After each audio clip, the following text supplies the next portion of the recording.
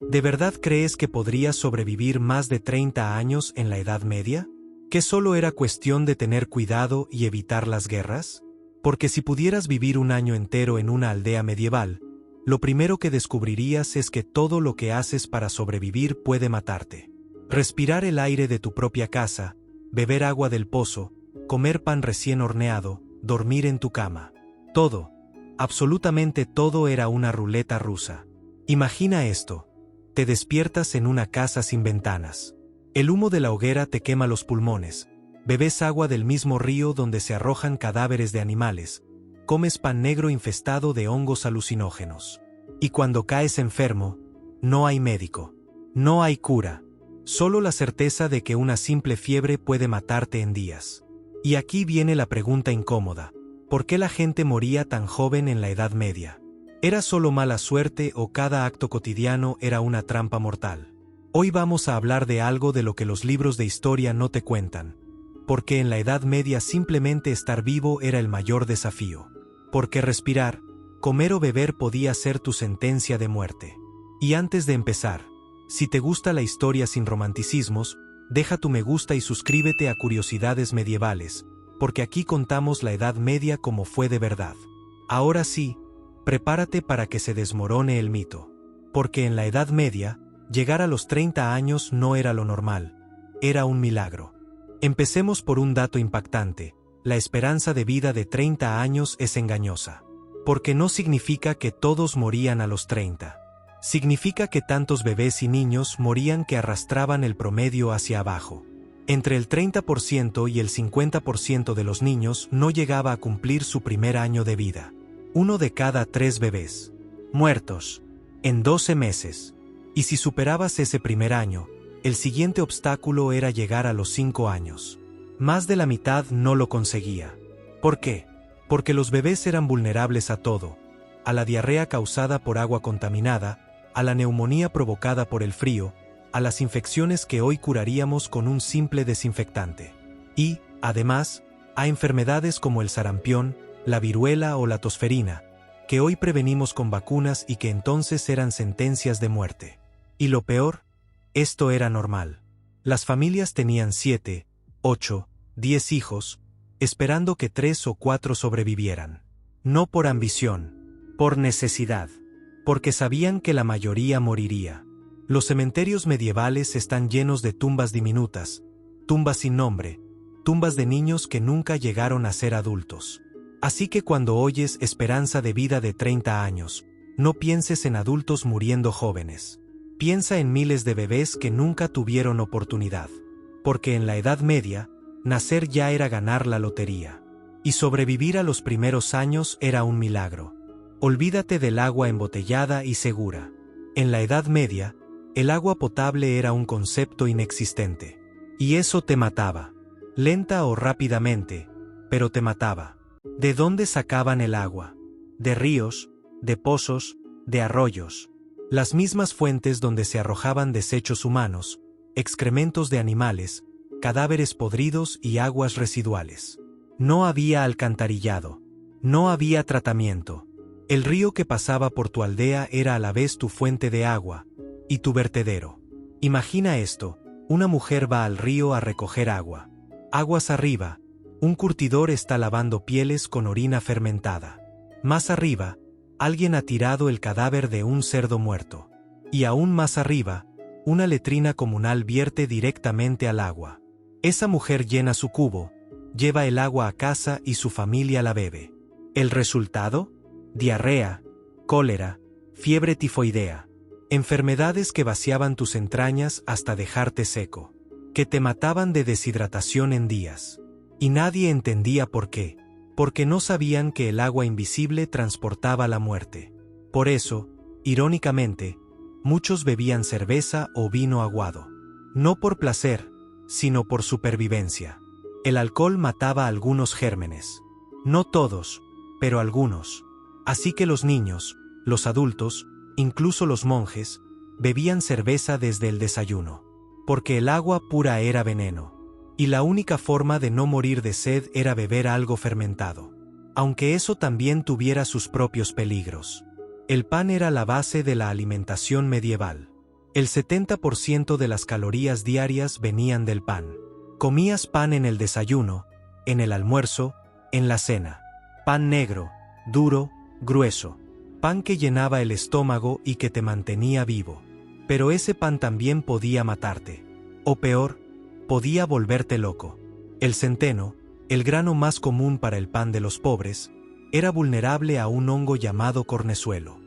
Este hongo crecía en las espigas húmedas y producía una toxina mortal, el ergot. Y cuando ese centeno infectado se molía y se horneaba, el veneno entraba directo en tu cuerpo. ¿Los síntomas? Alucinaciones, convulsiones, sensación de que tu piel ardía, gangrena en las extremidades. Tus dedos, tus manos, tus pies se volvían negros. Se pudrían y se caían. Literalmente. Y mientras tanto, tu mente se desintegraba. Veías demonios. Escuchabas voces y creías que ardías en llamas. Los medievales llamaban a esto fuego de San Antonio o mal de los ardientes. No sabían que era envenenamiento. Pensaban que era un castigo divino. Así que rezaban, hacían peregrinaciones. Pero seguían comiendo el mismo pan envenenado. Y seguían muriendo. O volviéndose locos. Y esto no era raro. Las epidemias de ergotismo arrasaban pueblos enteros. Especialmente después de veranos húmedos, cuando el hongo proliferaba. Tu casa medieval no era un refugio. Era una trampa de humo, humedad y enfermedades. Un lugar donde el simple acto de respirar podía destruir tus pulmones. Empecemos por el humo. Las casas campesinas no tenían chimenea, tenían un agujero en el techo. El fuego se encendía en el centro de la única habitación. Y el humo subía, o intentaba subir, pero gran parte se quedaba atrapado, flotando, quemando los ojos, raspando la garganta, ennegreciendo las paredes, el techo, todo. Respirar ahí no era cómodo, era sufrir. Cada bocanada de aire traía partículas de ceniza, hollín, gases tóxicos. Tus pulmones se llenaban de esa porquería. Con los años, desarrollabas tos crónica, bronquitis, enfermedad pulmonar obstructiva. Algunos escupían sangre, otros simplemente dejaban de respirar bien. Para siempre. Pero el humo no era lo único, la humedad era constante. Las paredes de barro y madera absorbían el agua de la lluvia. El suelo de tierra estaba siempre húmedo. Y en esa humedad crecía moho, hongos, esporas que flotaban en el aire y entraban en tus pulmones, causando infecciones, alergias, asma medieval. Y luego estaban los animales. Porque no vivías solo con tu familia. Vivías con cerdos, gallinas, cabras, todos bajo el mismo techo. Sus excrementos se acumulaban. El olor era nauseabundo. Y el amoníaco de la orina animal te quemaba las vías respiratorias. Así que respirar en tu propia casa era envenenarte lentamente. Un corte, una astilla, una ampolla infectada. En la Edad Media, cualquier herida podía matarte. No por la herida en sí, sino por lo que venía después, la infección.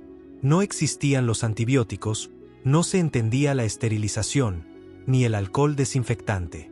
Cuando te cortabas en el campo con una hoz oxidada, simplemente seguías trabajando. La herida se llenaba de tierra, de estiércol, de bacterias. Y entonces empezaba la hinchazón, el enrojecimiento, el pus, la fiebre. En cuestión de días, lo que era un corte menor se convertía en una infección fulminante. La gangrena se instalaba. La carne se volvía negra. El olor era insoportable. Y si la infección llegaba a la sangre, muerte. Los registros medievales están llenos de muertes absurdas. Un campesino que se pincha con una espina. Muerto en una semana. Un herrero que se quema la mano. Muerto por infección. Un niño que se cae y se raspa la rodilla. Muerto. Y lo peor, los tratamientos médicos empeoraban las cosas. Te aplicaban sanguijuelas, te cubrían la herida con estiércol de vaca o telarañas. Remedios que no solo no curaban, sino que introducían más bacterias. Más infección, más muerte. Si eras mujer en la Edad Media, tu mayor riesgo de muerte no era la guerra. Era quedarte embarazada. Porque el parto era la primera causa de muerte femenina. y no había forma de escapar. Las mujeres se casaban jóvenes, a los 14, 15, 16 años. Sus cuerpos aún no habían madurado completamente, y quedaban embarazadas de inmediato, porque ese era su deber. Su única función era producir herederos. Pero el embarazo medieval era una trampa. Sin control prenatal, sin ecografías. Las mujeres seguían trabajando en el campo hasta el último día, cargando peso, pasando hambre, debilitándose. Y cuando llegaba el parto, el horror comenzaba. Sin hospitales, sin médicos capacitados. Solo una comadrona, una mujer mayor con experiencia empírica, pero sin conocimientos de anatomía. Sin herramientas quirúrgicas, sin anestesia. Si el bebé venía de nalgas, muerte. Si el canal del parto era demasiado estrecho, muerte. Si había hemorragia, muerte. Si la placenta no salía, muerte. Cada complicación era una condena, porque no había cesárea de emergencia.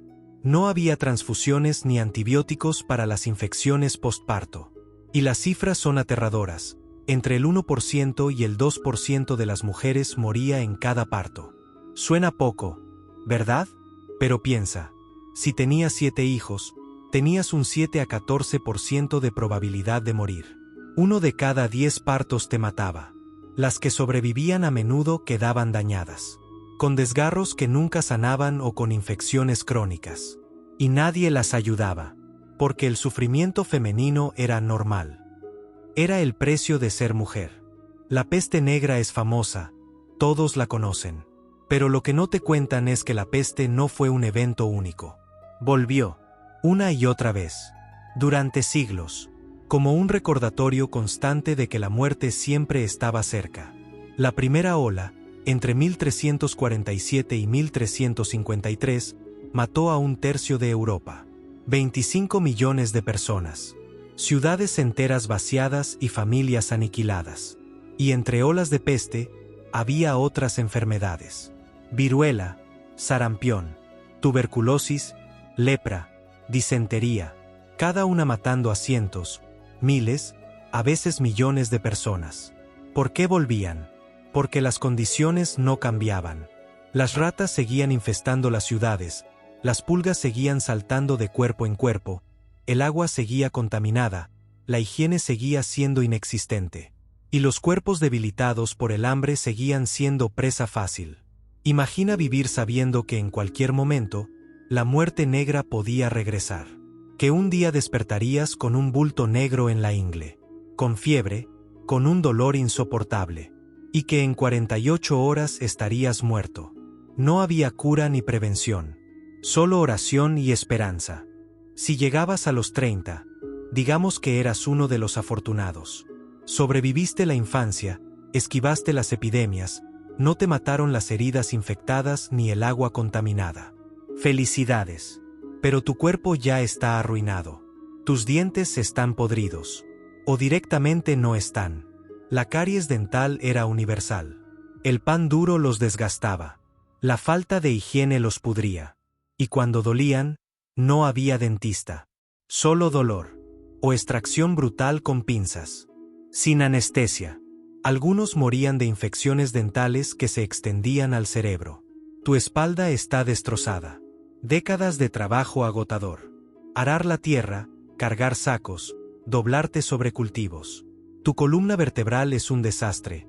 Hernias discales, artritis, dolor crónico que nunca desaparece. Y no hay analgésicos. Solo aguantar. Tus pulmones también están dañados. Años respirando humo en tu casa. Trabajando en campos polvorientos. Sufriendo neumonías recurrentes. Tienes tos crónica, dificultad para respirar. Y eso solo va a empeorar. Y tu sistema inmune está agotado.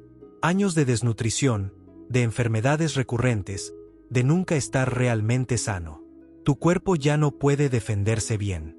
La próxima infección, la próxima fiebre, el próximo invierno duro, probablemente te mate. Por eso la esperanza de vida de 30 años es real.